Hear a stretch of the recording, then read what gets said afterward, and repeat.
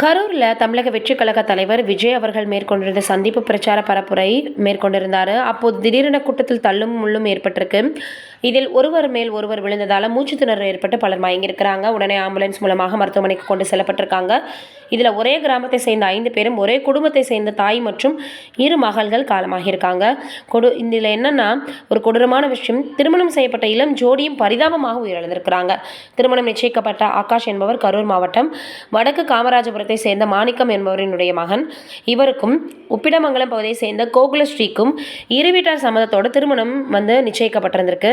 அதன்படி ஆகாஷுக்கும் கோகுலஸ்ரீக்கும் அடுத்த மாதம் திருமணம் நடைபெற இருக்குதாம்.